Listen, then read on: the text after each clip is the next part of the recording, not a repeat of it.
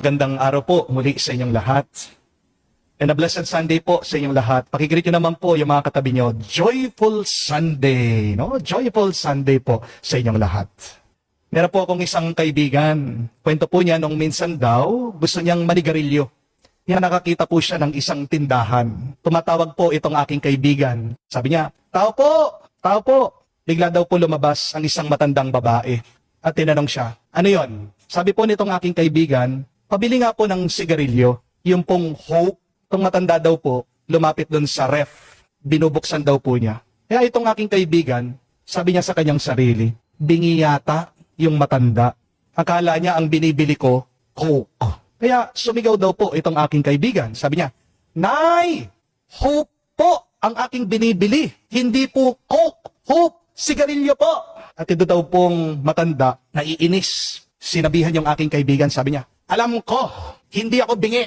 Binuksan daw po ng matanda yung rep. Nabigla yung kaibigan ko kasi nandun daw po yung mga box ng sigarilyo. Yun pala, sira na po yung rep. Ginawa daw po niyang cabinet. Kumuha daw po ng sigarilyo yung matandang babae, tinapon pa daw doon sa aking kaibigan. Sabi niya, oh, marunong ka pa sa akin eh. Alam kong ginagawa ko. O nga naman po, no? Minsan, ganyan tayo sa buhay. Aminin. Parang mas alam pa natin kesa sa Diyos kung ano dapat ang kanyang gawin. Pero tandaan po natin ito, mga kapatid. Mas alam ng Diyos kesa sa atin. Mas alam ng Diyos ang kanyang ginagawa. Ang tanong, bakit alam ng Diyos ang ginagawa niya? Kasi kita ng Diyos ang lahat. God sees everything. That is the meaning of God being omniscient. Kita ng Diyos ang nakalipas. Kita ng Diyos ang kasalukuyan nangyayari sabay-sabay. Kita ng Diyos ang kinabukasan ang darating para sa atin. At bukod pa dyan, sabi pa po sa unang pagbasa, nakikita pa ng Diyos ang nakatago. Malinaw sa Diyos yung hindi nakikita ng ating mga mata. What is invisible to us, God sees clearly. Ito po ang kwento sa unang pagbasa. Naghahanap daw po sila ng bagong hari para sa bayan ng Israel. Kaya sinugo ng Diyos si Propeta Samuel sa pamilya ni Jese. Pagkakita daw po ni Samuel dito sa panganay na anak, matangkad, malakas, maganda, ang kanyang tindig, matipuno. Sabi daw po ni Samuel, ito na siguro ang susunod na hari. Pero pakinggan niyo po ang sinabi ng Diyos kay Samuel. Napakaganda. God says, man judges by appearance, but God looks at the heart. Ang tao tumitingin palagi sa panlabas, pero ang Diyos tumitingin palagi sa loob, sa puso. At alam niyo po kung sinong pinili ng Diyos. Hindi yung matangkad, hindi yung malakas. Pinili niya yung bunso, yung pinakabata, si David. Mga kapatid, huwag nating mamaliitin ang pananaw ng Diyos.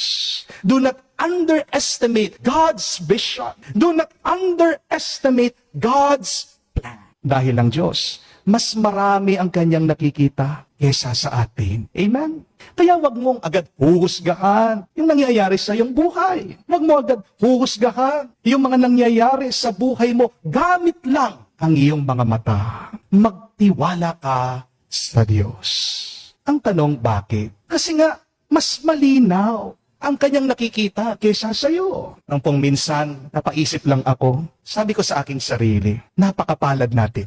How blessed are we? Kasi po isipin nyo ito, no? Ang dami na pong trahedya na dumaan sa ating buhay in our lifetime. Pumutok na po ang iba't ibang bulkan. Nakaranas tayo ng mga iba't ibang lindol. Dumaan din po ang napakaraming super typhoon sa ating bansa. Naranasan na din po natin kumalat ang COVID, nag-lockdown na po tayo. Pero tingnan nyo na, karamihan sa atin, buhay pa rin. Di po ba? At meron pa ngang pinapanganak, meron pa ngang sinisilang. Ibig sabihin, ang ating bansa ay buhay na buhay pa rin. Alam niyo po kung pupunta daw kayo sa Japan, sa Spain, zero na po yung kanilang population growth. Ibig sabihin, yung mga namamatay, sinisilang pantay. Kaya darating po ang araw, darating ang panahon, mas marami na po ang matanda kaysa sa mga bata. Darating po ang panahon, magiging extinct yung mga tao doon. Good news po yan. Anong ibig sabihin? Darating ang panahon, tayong mga Pilipino, dahil napakarami natin,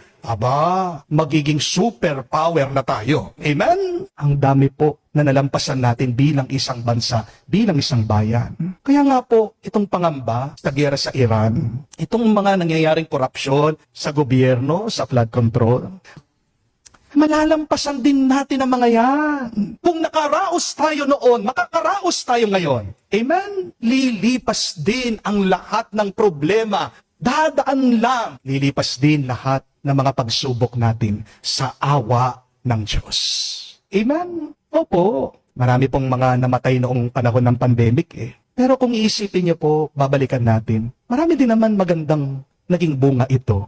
Kung hindi po dahil sa pandemic, siguro po hindi po nauso yung mga online masses. Maaaring hindi niyo po ako nakilala. Hindi po ba? At tingnan niyo po ngayon, bawat tahanan, bawat cellphone, naging simbahan na. Ang dami ko pong nare-receive na message, nababasa ko po sa comment section, Father, salamat po dahil po sa inyong mga homily, sa inyong pong mga sermon, sa inyong pong salita, nabubuhayan pong aking loob. Siguro, kung hindi ko po kayo narinig, dati pa sumuko na ako, nagpakamatay na ako. God works in mysterious ways. Amen? Meron pong isang lalaki, lumapit po sa isang pari. Nagtatanong siya, sabi, Father, bakit kaya ang Diyos lagi yang sinisira yung plano ko? Ito pong pari, ngumiti, tinawag yung lalaki, pinapasok sa kumbento at pinagkape siya. Pinagtimpla ng pari ng kape itong lalaking depressed at namumroblema. At habang umiinom daw po ng kape yung lalaki, sabi ng pari, isipin mo yung tasa, no? Kung yan sarado, kung yan buo, kung yan walang siwang, hindi lalabas at makakapagbigay ng kape yan. Di ba? Kung walang butas yung tasa, paano lalabas yung masarap na laman niya? Mananatili lang doon sa tasa, hindi magbibigay yan. Sometimes God breaks our plans so that His grace will flow through us. You have to understand. Hindi natin alam kung ano talaga ang plano ng Diyos. Siya lang ang nakakaalam. Pero tayo ay palaging inaanyayahan niya, magtiwala ka lang. Dahil bandang huli, meron pa rin yang magandang ending, magandang katapusan. Amen? Kung meron pong isang mahalagang tanong sa atin ngayon, saan ka ba nakatingin? Tandaan niyo po, kung saan ka nakatingin, yan ang iyong mararating. What you perceive, you receive. Napakahalaga po kasi ng ating mga paningin. Vision is very important. Hindi ko po alam kung kayo ay nagmamaneho. Di ba minsan kapag ikaw ay nasa daan, bigla-bigla, uulan, babagsak po ang tubig. Zero visibility po, wala kang makikita. Kung malakas po ang ulan, ang tanong, anong gagawin mo? Di ba? Bubuksan mo yung wiper mo dun sa windshield. Ito po ang tanong, ano mangyayari kaya kung binuksan mo yung windshield wiper, hindi gumagana? Ang hirap po niyan, no? Isipin niyo po, gumagana yung makina mo, umaandar sa sasakyan mo, pero wala kang nakikita. Pwede ka maaksidente, pwede ka masaktan. Kaya nga, pati sa buhay, di gaano kahalaga kung ano yung hawak mo. Mas mahalaga yung iyong pupuntahan. Amen? Aanuhin mo yung hawak mo kung dyan lang. Kung hindi ka gumagalaw, kung hindi ka umuusad, ano ka? Patay ka na. Amen? Aminin po natin minsan sa buhay, hindi naman malinaw ang lahat Malabo minsan ang ating kinabukasan, tayo nalilito, hindi tayo sigurado sa kung anong mangyayari. Pero itong mabuting balita, ang Diyos ay nagbibigay sa atin ng liwanag. At ito po ang ating narinig sa nabasang ebanghelyo sa mabuting balita. Meron daw pong isang bulag. Wala siyang makita simula nung sinilang siya. Pero ang Diyos, binuksan ang kanyang mata at nakakita siya. Alam kasi ng Diyos, hindi siya makakarating ng malayo sa kanyang buhay kung wala siyang nakikita. Di po ba? Ganito din po ang pinapaalala ng Diyos sa atin. Kailangan nating umalis sa kadiliman. Kailangan nating pumunta sa liwanag ng Diyos. Kaya nga pinapaalala po sa atin ang pangalawang pagbasa kapag tayo'y nabubuhay sa liwanag, lalabas dyan, mararanasan natin ang kabutihan, ang katotohanan, ang kagandahan ng buhay. Amen? Pero kapag ikaw nabubuhay sa kadiliman, kabaliktaran ang iyong mararanasan. Di po ba? Napakahirap gumaling kung palagi ka na lang nakatingin sa iyong sakit. Mahirap pong umasenso kung palagi ka na lang nakatitig sa mga utang mo. Mahirap din po magmahal sa ating mga pamilya kung palagi mo na lang binabalik-balikan yung inyong mga hidwaan at away. Tandaan po natin, kung saan ka nakatingin, yan ang iyong mararating. Hindi ko po alam kung alam niyo yung kasabihan that the eyes are the windows to the soul. Ang iyong mata ay ang bintana ng iyong kaluluwa. Kaya ganyan po kahalaga. Kailangan nating bantayan. Saan ba natin dinadala ang ating mga mata? Dahil kung saan ka nakatitig, yan ang pinapasok mo sa iyong kaluluwa. Hindi po ba? Kung ano ang iyong tinitignan, yan ang gusto mong maranasan. Kaya isang dahilan po yan, bakit pinapaganda natin ang ating mga simbahan Para pagpasok ng isang tao, isang mananampalataya, maranasan niya ang kagandahan ng langit. You look at heaven, you will receive and experience heaven. You look to God, you will receive God's blessing. You look at Jesus, you will receive Jesus' love and mercy. Meron pong isang kwento tungkol po sa isang babae na may cancer.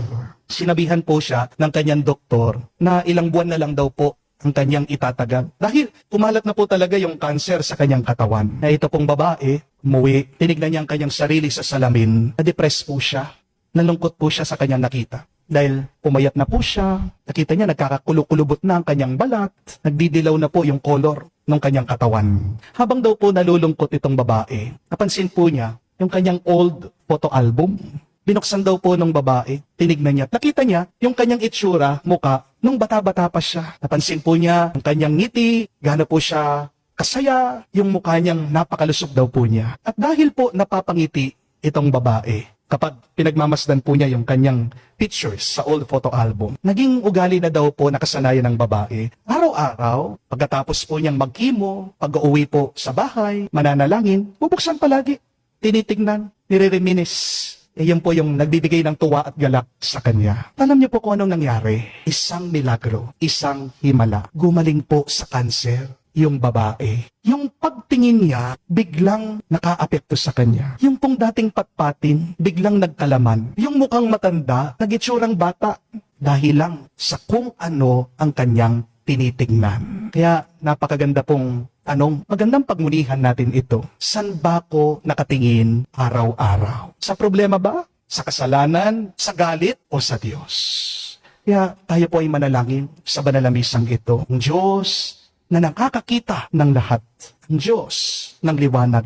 Bigyan din ng liwanag ang ating mga mata. Para pag tayo'y nakatingin sa mabuti, tayo din ay makatanggap ng mabuti. Mga kapatid, palagi mong tingnan ng Diyos. Kahit na gaano kahirap, gaano kalungkot ang buhay, matatanggap mo ang biyaya ng Diyos ngayon at magpakailanman.